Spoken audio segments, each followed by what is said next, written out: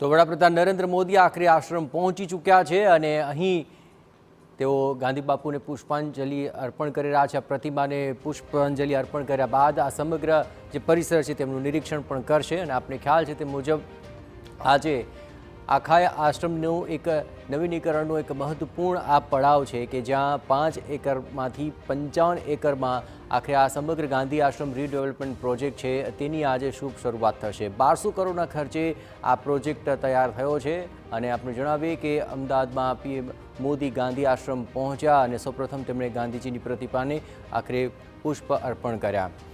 આજનો આ દિવસ એટલા માટે પણ મહત્વપૂર્ણ બની રહેશે કારણ કે ગાંધી આશ્રમનો રીડેવલપમેન્ટ પ્રોજેક્ટ આજે તેનો શુભારંભ થવા જઈ રહ્યો છે। આશ્રમના પ્લાનનો આ શુભારંભ છે। વધુ વિગતે વાત કરવા જોડાઈ રહ્યા છે ટીવી 9 સંવાદદાતા કિંજલ પીએમ પહોંચી ચૂક્યા છે આશ્રમ, શું વધુ વિગતો?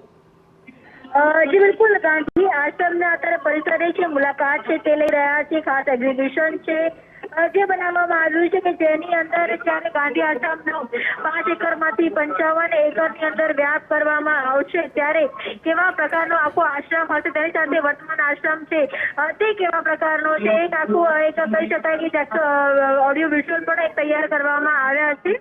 એ તમામ આશ્રમને આખો જે આ પરિસર છે તેને નિહાળશે। ત્યારબાદ જે ગાંધીજીની પ્રતિમા છે, ગાંધીજીની પ્રતિમાને પુષ્પાંજલિ કરી અને ત્યારબાદ સભા સ્થળે છે તે આવશે। માનવામાં આવી રહ્યું છે કે સભા સ્થળે 10 થી 15 મિનિટની અંદર આવી શકે છે।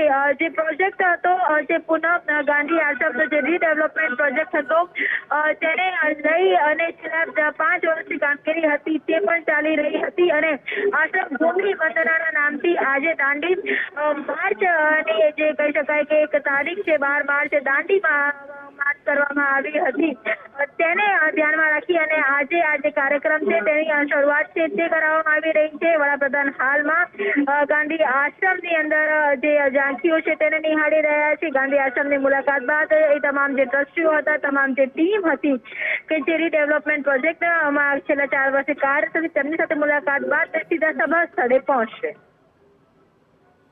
જી બિલકુલ કિંજલ, ખાસ કરીને આજનો આ દિવસમાં આજે આ શુભારંભ થઈ રહ્યો છે પ્રોજેક્ટનો એ તો વાત છે જ, પણ ખાસ કરીને આ તબક્કે કોણ કોણ ત્યાં મહત્વપૂર્ણ રીતે ઉપસ્થિત છે અને કઈ પ્રકારે તેઓ નરેન્દ્ર મોદીને આવકાર આપી રહ્યા છે?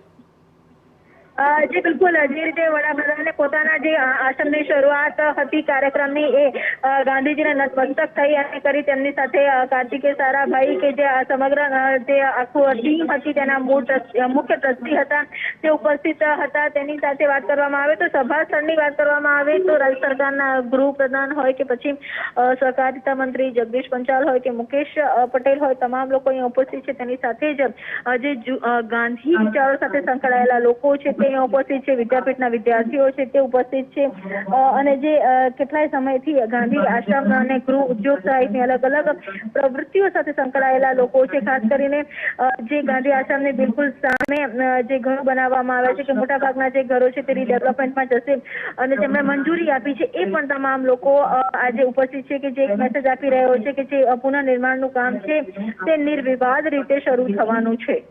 બિલકુલ કિંજલ, ખાસ કરીને 1200 કરોડનો આ પ્રોજેક્ટ છે અને ખાસ કરીને આ 5 એકરની અંદર અત્યારે ગાંધી આશ્રમ જેવા વિશ્વભરની હસ્તીઓ વારંવાર મુલાકાતે આવે છે। હવે જે 55 એકરમાં જો તેનું આખું નવીનીકરણ થશે, કઈ કઈ એવી મહત્વપૂર્ણ બાબત છે કે જે આખરે ગાંધી આશ્રમને વિશિષ્ટ બનાવી દેશે?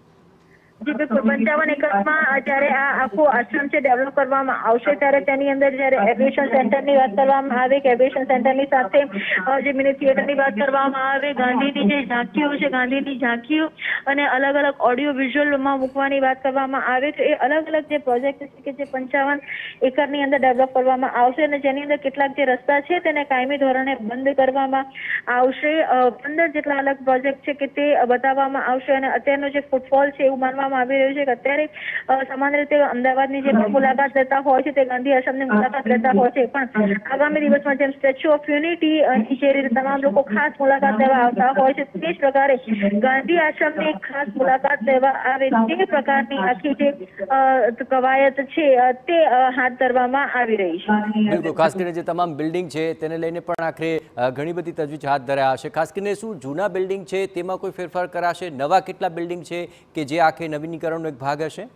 જો નવીનીકરણની વાત કરવામાં આવે તો ગાંધી આશ્રમની આસપાસ જે અત્યારે 5 એકર ની અંદર આ આશ્રમ છે તે સ્થાયી થયેલો છે અને 55 એકરની અંદર આ આશ્રમ છે તેનો વ્યાપ વધારવાનો છે. સ્વાભાવિક છે કે આજુબાજુની 45 એકરની જે જમીન છે તે નવી જમીનની અંદર જે રીડેવલપમેન્ટ કરવામાં આવશે કે જેની અંદર ગાંધીજી સાથે જોડાયેલી જે વાતો છે આ આશ્રમને હયાત રાખી અને ગાંધી સંસ્મરણો સાથે ગાંધીના વિચારો સાથેની જે અલગ અલગ બાબતો છે તે મૂકવામાં આવશે. ખાસ કરીને જે ચરખાની વાત કરવામાં આવે તો ચરખો હંમેશા ગાંધીજીની એક ઓળખ છે, તો ચરખાને લઈને પણ એક અલગ જે સેન્ટર છે તે શરૂ કરવામાં આવશે. 15 જેટલા જે નવા પ્રકલ્પો છે તે નવા જે ગાંધી આશ્રમનું જ્યારે આખું જે રીડેવલપમેન્ટ પ્રોજેક્ટ છે તે જોવા મળશે. 45 એકર જેટલી આશ્રમની વર્તમાનની આસપાસની જે જગ્યાઓ છે તેમાં જે આખો પ્રોજેક્ટ છે તે કાર્યરત કરવામાં આવશે, જેનો આજે શિલાન્યાસ છે તે વડાપ્રધાન કરવા જઈ રહ્યા છે. બિલકુલ કેન્જલ, તમામ ગતિવિધિઓ પર આપ નજર રાખતા રહેજો. તો કેન્જલ જણાવી રહ્યા તે પ્રમાણે આખરે પીએમ આશ્રમ પહોંચી ચૂક્યા છે. અત્યારે આશ્રમની અંદર તેઓ નિરીક્ષણ કરી રહ્યા છે.